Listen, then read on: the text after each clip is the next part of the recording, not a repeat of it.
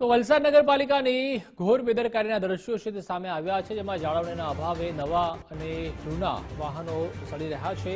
સરકાર દ્વારા ફાળવવામાં આવેલા સાધનો પણ ભંગાર સ્થિતિમાં જોવા મળ્યા। સામાન્ય ખરાબ સ્થિતિમાં પણ સાધનો નથી કરાવતા રિપેર। જૂના વાહનોનો સમયસર નિકાલ ન થતા ભંગાર થઈ ગયા। ટેમ્પો, ટ્રેક્ટર, ટ્રેલર અને શિવર જેટ જેટિંગ મશીન પણ બંધ હાલતમાં જોવા મળ્યા।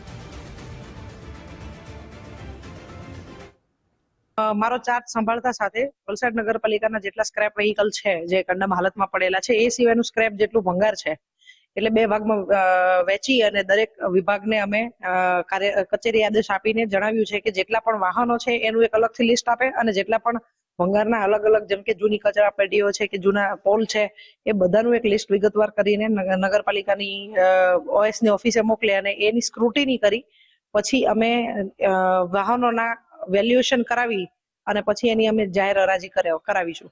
વલસાડ નગરપાલિકામાં નવા આવેલા અને જૂના વાહનો એમ જ સડી જાય છે। એનું કારણ છે પાલિકા પાસે પૂરતું મહેકમ નથી। હાલ અત્યારે દ્રશ્યો આપ સીધા જોઈ શકો છો, જે પ્રમાણે આજે વાહનોનો ખડકલાપ જોઈ શકો છો। જે રીતે આ વાહનો અહીં મોકલી આપવામાં તો આવે છે, પરંતુ મહેકમ ન હોય એમ જ વાહનો સડી જાય છે।